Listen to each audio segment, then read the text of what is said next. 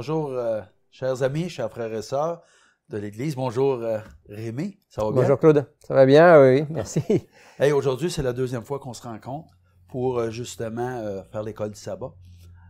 Ce trimestre, on parle de comment interpréter les Écritures. Donc, on a déjà fait 6 leçons. On voudrait regarder la 6e leçon qu'on a eue la semaine passée ensemble, puis regarder la 7e leçon qu'on est en train de Celle de cette voir. semaine. Cette semaine. Donc, je ne sais pas pour toi, mais l'école du sabbat comme telle nous parle beaucoup. Nous fait réfléchir sur justement la parole de Dieu, l'Écriture. Toi, comment tu vois ça là, jusqu'à date? Bon, c'est sûr que au fur et à mesure des études et des semaines, il y a des choses sur lesquelles on revient parce que c'est des choses importantes. Moi, ce que je comprends surtout, c'est que ceux qui ont préparé l'école du sabbat, ils ont à cœur de nous donner des outils pour pouvoir lire la Bible et la comprendre sans en tordre le sens. En ce moment, avec tout ce qui est coronavirus, etc., on voit toutes sortes de choses qui fleurissent sur Internet, toutes sortes d'interprétations, parfois complètement farfelues. Donc, je pense que ça vient à point de nous rappeler, OK, on étudie la parole de Dieu sous l'influence du Saint-Esprit, mais il y a certaines règles de base pour pas faire dire n'importe quoi à la Bible. Je pense qu'on en a besoin. On a un besoin, puis Dieu fait bien les choses en fin de compte, qu'on ait une école du sabbat qui nous parle justement pourquoi l'interprétation est-elle nécessaire. Et tu l'as dit, l'interprétation est nécessaire pour qu'on sache vraiment c'est qui est en train de nous parler. Tu sais, on parle de texte, de contexte. En fin de compte, c'est la parole de Dieu. Donc, c'est Dieu qui est en train de parler à son peuple tantôt, ou bien à ses enfants un autre tantôt, ou justement à ceux et celles qui s'intéressent à savoir qui il est, fait qu'il veut se présenter à eux autres. Pourquoi l'interprétation est-elle nécessaire? Pour que chaque personne comprenne le sens des mots, parce que le sens des mots peut différer d'une personne à l'autre. Tu es d'accord avec ça? Et tout dépendamment de notre arrière-plan, notre éducation, la façon qu'on a été instruit, les mots pour un veut dire quelque chose, pour un autre veut dire quelque chose d'autre. Tu es d'accord avec ça? Oui, oui. Et c'est une des raisons pour laquelle, bon, d'une part, on en avait parlé, pour ceux qui étaient sur Zoom avec nous samedi, on avait parlé des différentes traductions et de l'intérêt des différentes traductions, parce que parfois, dans une traduction, il y a un mot, ça me dit pas grand-chose, mais par contre, dans telle autre traduction, ça me parle. Exact. Et puis aussi, comme tu le disais dans notre préparation, parfois avoir un bon dictionnaire, ça peut aider. Effectivement, parce que souvent, il m'est arrivé de lire un texte, puis il me semble qu'il y avait un mot dans le texte qui était un mot que moi, j'utilisais jamais ou que j'avais pratiquement jamais utilisé. Puis avec un dictionnaire, une fois que j'avais lu la définition du mot, ben là, ça changeait l'aspect de la phrase au complet ou du verset au complet. Et je me disais souvent, je suis pas sûr que tout le monde prend un dictionnaire pour lire le Bible, pour savoir, en fin de compte, ce que le texte dit, parce que souvent, on lit à la presse, hein? On se dit, bon, ben, j'ai le psaume 49 à lire, je le lis, donc, j'ai fait ma BA, ma bonne action, je resserre ma Bible, mais si à quelque part, on te demanderait, c'est quoi que tu viens de lire?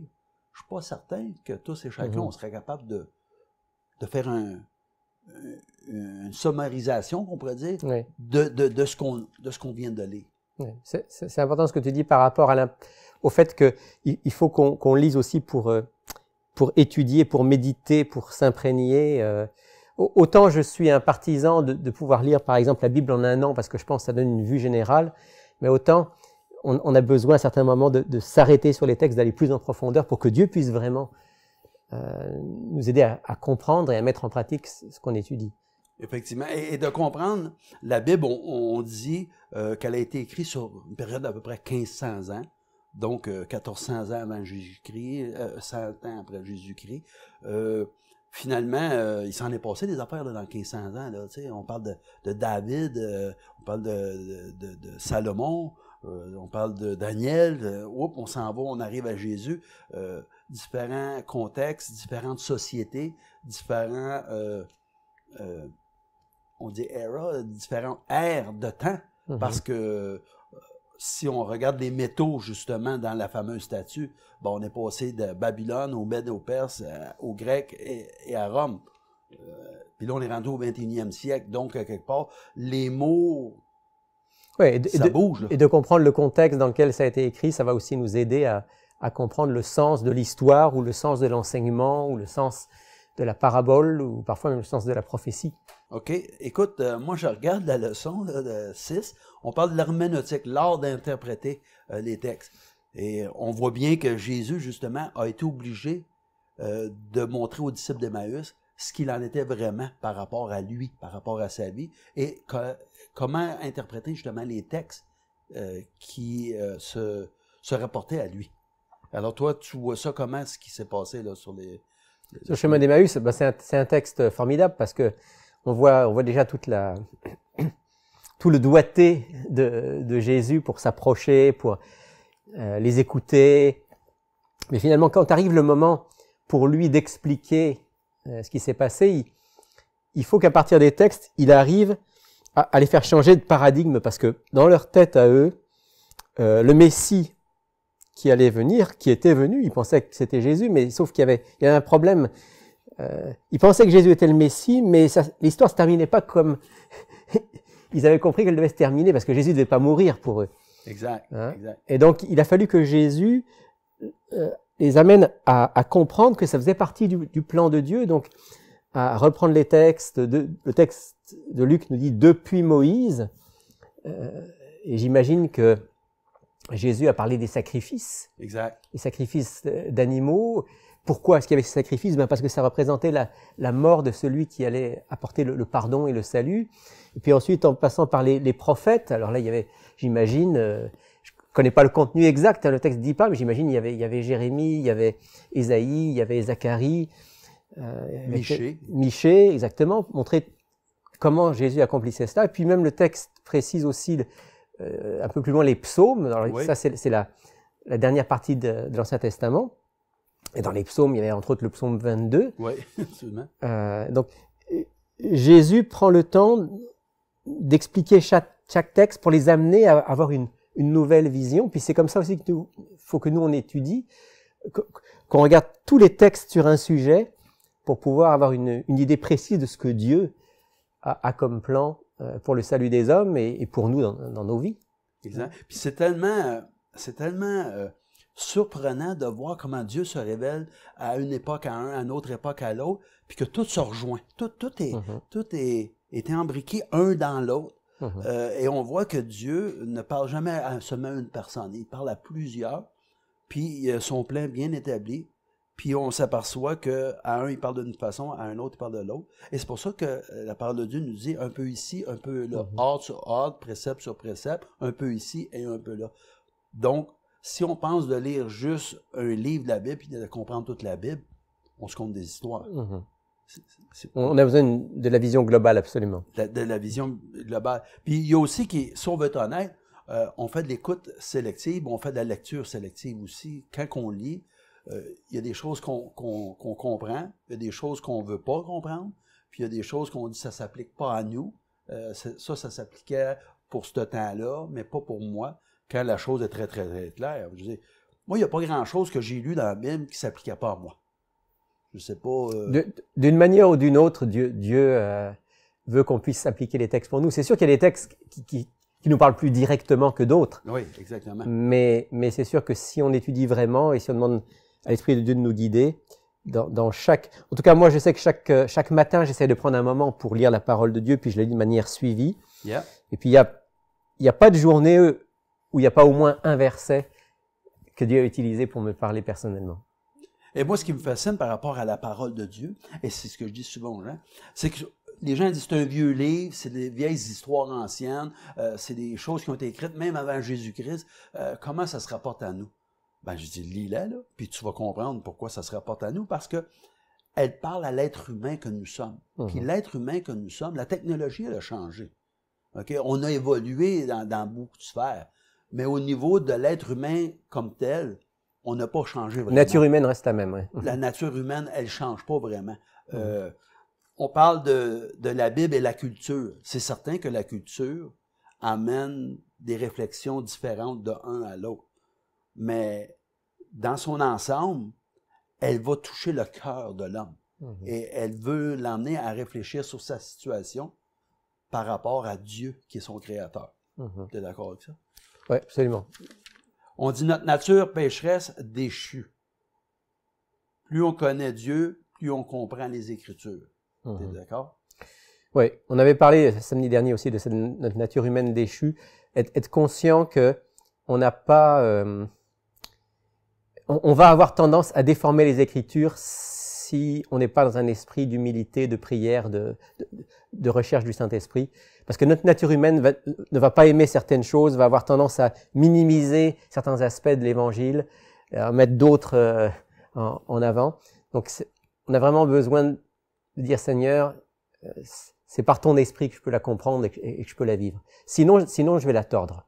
Exactement. Et plusieurs d'entre nous, ce qu'on fait avec notre Bible, c'est qu'on souligne des endroits où, à quelque part, on a vraiment aimé lire ce qu'on a lu là, puis souvent, on y fait référence assez vite, puis là, on se dit, « Ah, j'aime ça, ce texte-là. » Le Seigneur dit ainsi, « Quand ce peuple s'approche de moi, il me glorifie de la bouche et des lèvres, mais son cœur est éloigné de moi. » Je dis, « Non, il était vraiment comme ça, le monde. » Mais le Seigneur, il dit, « Le monde, ça en fait partie, toi aussi. » Ça arrive que des fois, tu t'approches de moi, puis que tu me glorifies de ta bouche, mais en fin de compte, est-ce que ton âme est là? Est-ce que ton cœur y est au complet? Donc, il y a des choses qu'il faut qu'on lise, qui nous font plaisir, qui nous donnent une petite tape dans le dos, mais il y a des fois que le Seigneur nous reprend, puis il nous reprend pour nous faire réfléchir, puis il nous reprend pour nous transformer, justement. Il reprend ceux qu'il aime, dit la parole de Dieu. Oui, comme quelqu'un dirait, il prend de nommer d'autres de temps en temps. Alors, pourquoi l'interprétation est-elle importante? On dit dans Néhémie, chapitre 8, versets 8 et 9, « Ils enseignèrent au peuple ce que l'Écriture disait. » Est-ce que tu crois qu'on a besoin de temps en temps d'avoir quelqu'un qui nous dit ce que ça veut dire? Oui, on a certainement besoin. Moi, je dis souvent que ce que je comprends des Écritures, la plus grande partie de ce que je comprends, je l'ai appris par les autres. OK. C'est-à-dire qu'il y a des choses que j'ai découvertes par moi-même sous l'influence de l'Esprit de Dieu simplement, mais la plupart des choses que j'ai comprises, c'est les autres qui me ont expliqué. Donc on a certainement besoin les uns des autres. Avec discernement, ça ne veut pas dire que si tu me dis quelque chose, tu as forcément toujours raison, tu dois toujours l'examiner, mais on a besoin, absolument besoin les uns des autres. C'est un peu comme si on faisait un casse-tête avec des petits morceaux, 5000 morceaux. Pas évident de faire un casse-tête à 5000 morceaux. Puis des fois, de temps en temps, quelqu'un nous donne un petit morceau puis dit « Essaye donc ça. Puis là, on le rentre et on dit « Ben oui, ça fait là.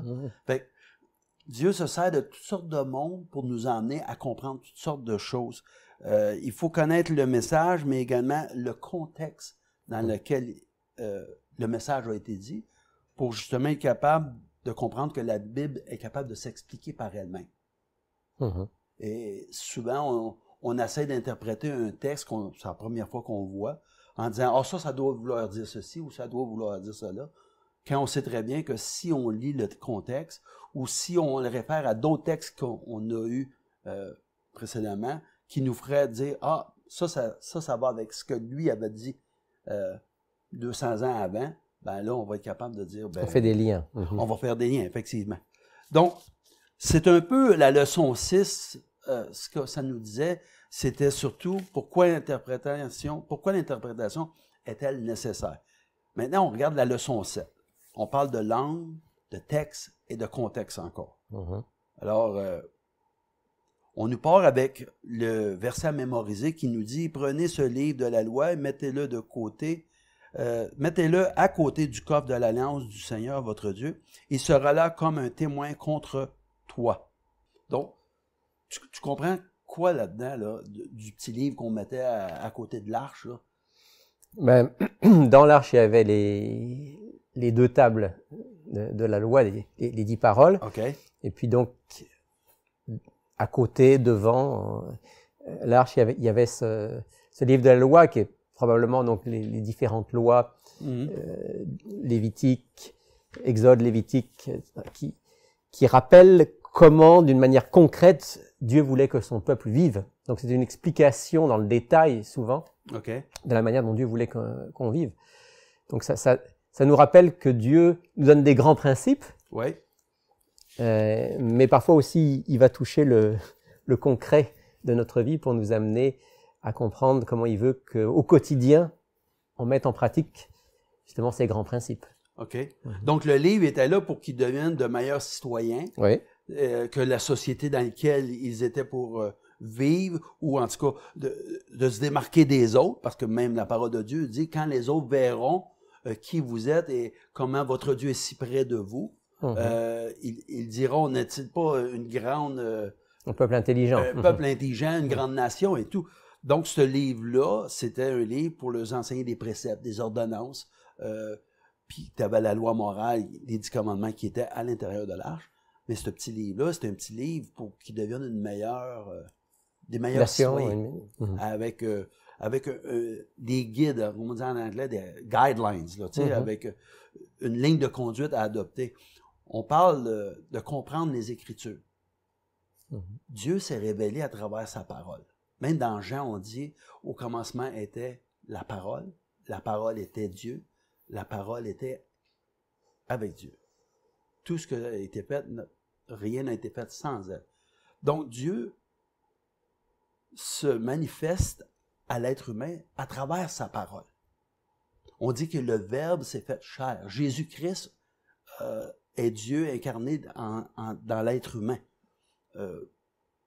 Qu'est-ce que tu comprends par rapport aux différents mots que Dieu a utilisés justement pour se faire connaître à nous? Ben justement, tu parles des mots, et je pense que c'est un des aspects importants de l'étude de cette semaine, c'est que Dieu dépasse les mots, mais il doit nécessairement nous parler à travers des mots. En fait, nous, on communique en ce moment à travers des mots. Exact. Et les gens qui nous écoutent nous comprennent s'ils comprennent les mots. Donc, c'est formidable en même temps, le langage. Hein. C'est une des caractéristiques de l'être humain. Donc, Dieu doit utiliser des mots humains pour nous parler. Puis en plus de ça, ces mots humains qu'il a utilisés, ils étaient en hébreu pour l'Ancien Testament. En araméen, puis ils étaient en grec pour le Nouveau Testament. Donc nous, ils nous parviennent à travers des traductions. Et comme on le sait, dans une langue, un mot peut avoir toutes sortes de connotations diverses. Puis quand on le traduit, parfois c'est difficile de traduire par un mot. Alors c'est pour ça que je disais la semaine dernière, mais je le crois vraiment, c'est une richesse d'avoir plusieurs traductions. Parce que ces différentes traductions nous permettent justement d'avoir plusieurs aspects. Je pense par exemple à un texte, à un mot plutôt, dont on parle dans l'étude de cette semaine, c'est le mot hébreu chesed, qu'on traduit souvent dans la seconde par miséricorde.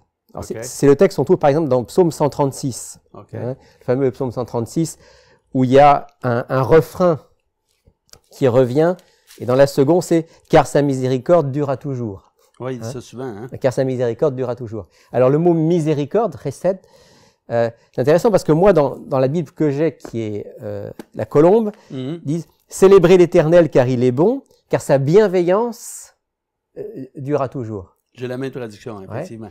Et puis dans d'autres traductions, par exemple la Bible en français courant va traduire « Son amour est sans fin ». Et puis la Tob va traduire « Sa fidélité ». Et il y en a d'autres qui vont traduire sa bonté. Puis en fait, tous ces mots-là, ils sont justes. Il n'y en a aucun qui se trompe là-dedans dans la traduction. C'est que le mot chesed, il a toute cette richesse. Alors, je trouve que c'est beau de pouvoir lire dans plusieurs traductions parce que tu disais tout à l'heure avec justesse que nous, on a tous une histoire différente. Puis il y a un mot, peut-être le mot miséricorde, pour certains... J'allais le dire justement. Ça dit peut-être pas grand-chose. Pour d'autres, ça veut dire beaucoup, mais pour d'autres, ça dit pas grand-chose. Mais par contre, si on dit son amour durera toujours, ou sa bonté, sa bienveillance est sans fin, là, d'un seul coup, ça résonne différemment. On dit, oui, Dieu est un Dieu de bonté. Donc, il faut bien comprendre que les mots, finalement, derrière les mots, ce que Dieu veut, c'est qu'il y ait une compréhension pour une relation avec lui. Comprendre qui il est vraiment. Puis tu as raison de dire que nous, les êtres humains, le langage, la parole, les mots, c'est quelque chose que les autres créatures n'ont pas.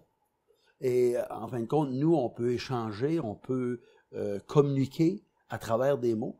Puis certains mots, pour certaines personnes, ne sont pas aussi évidents que pour d'autres. Mhm. Et d'avoir plusieurs versions peut justement amener la personne à comprendre mieux le texte de ce qu'il est en train de dire. Alors là, quelqu'un nous dira, ouais, mais peut-être que la compréhension qu'elle aura, ce sera peut-être pas la bonne compréhension. Oui, mais il faut quand même dire que dans la plupart des cas, bon, il y a quelques cas où c'est moins vrai, mais dans la plupart des cas, les traductions qu'on a en français sont de bonnes traductions. Oui. Et elles nous permettent, sous différentes facettes, de saisir justement la beauté de la vérité que Dieu nous révèle. Il n'y a pas un mot qui est le bon et puis tous les autres seraient faux. Exact. Hein? Exact. En fait, chaque mot utilisé donne une facette intéressante. Et donne une facette et aussi une dimension à savoir qu'est-ce que Dieu veut que je comprenne moi. Parce que il y a le mot qu'on va utiliser qui va se rapprocher le plus du mot à l'origine du grec ou de l'hébreu. Mais il y a le mot aussi que moi je vais comprendre par rapport à mon éducation, par rapport à ma connaissance des mots. Parce qu'il y en a qui ont beaucoup moins de mots que d'autres. Hein? Absolument. Donc, la banque de mots pour un n'est pas la banque de mots pour l'autre. Et il y a des Bibles qui, justement, ont pour but de pouvoir aussi répondre à ce besoin-là. Je veux dire, français courant, parole de vie. Yeah. C'est des traductions avec des mots courants, de base. De base. Ouais. Qui va aider à celui qui a moins, justement, d'instructions que l'autre, à saisir autant que l'autre pourra saisir. Parce qu'en fin de compte, ce que Dieu veut, c'est transformer nos cœurs.